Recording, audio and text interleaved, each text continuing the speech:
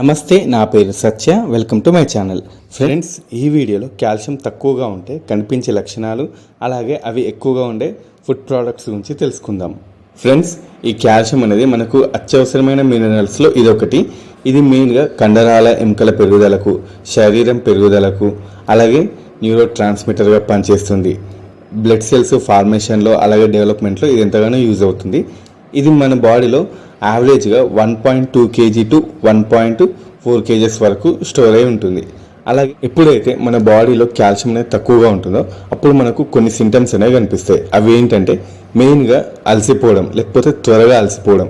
చాలామంది ఫుడ్ తింటారు డైలీ టైంకి, కాకపోతే వాళ్ళు ఎక్కువగా పని చేయలేకపోతున్నారు, అంటే వాళ్ళలో కాల్షియం డెఫిషియన్సీ ఉండొచ్చు.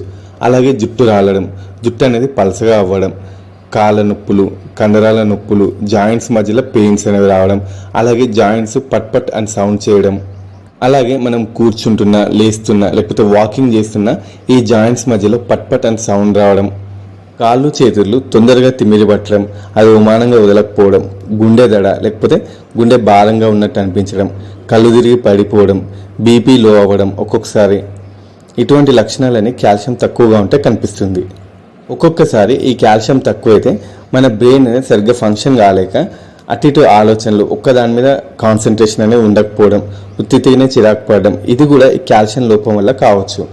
ఒకవేళ ఇలాంటి లక్షణాలు కనిపిస్తే హాస్పిటల్కి వెళ్ళేసి మనం ఎలక్ట్రోలైట్స్ టెస్ట్ అనేది చేసుకోవాలి. దీంట్లో కాల్షియం రేంజ్ అనేది 8.5 టు 10.5 మధ్యలో ఉంటుంది ఒక హెల్దీ పర్సన్లో. ఒకవేళ 8.5 కంటే బిలో ఉందంటే అతనిలో ఖచ్చితంగా కాల్షియం డెఫిషియన్సీ ఉన్నట్టు.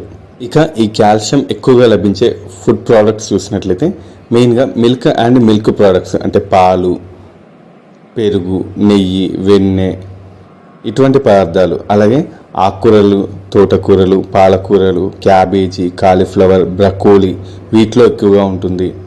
అలాగే గుమ్మడికాయ గింజలు, బీన్స్, చిక్కుడుకాయలు, మొలకెత్తుతున్న గింజల్లో ఈ పప్పులు, పెసరపప్పు, వీటిలో కాల్షియం అనేది ఉంటుంది.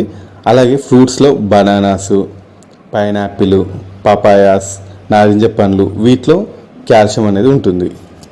ఇక salmon fishes, cod liver fishes, chicken, mutton, మెయిన్గా బోన్స్లో ఈ కాల్షియం అనేది ఎక్కువగా ఉంటుంది. అంటే లెగ్ పీస్లో, వీటిలో కాల్షియం అనేది అధికంగా ఉంటుంది. వీటిని మనం తీసుకోవచ్చు. ఓకే ఫ్రెండ్స్, ఈ వీడియో మీకు నచ్చింది అనుకుంటున్నాను. నచ్చితే లైక్ చేయండి, అలాగే మీ ఫ్రెండ్స్ అందరికీ షేర్ చేయండి. ఏమైనా డౌట్స్ ఉన్నా, లేకపోతే మీకు ఇంకా దీని మీద వీడియోస్ కావాలంటే కింద కామెంట్ బాక్స్లో పోస్ట్ చేయండి. ఇలాంటి ఎన్నో వీడియోస్ కోసం మా ఛానల్ని సబ్స్క్రైబ్ చేయండి.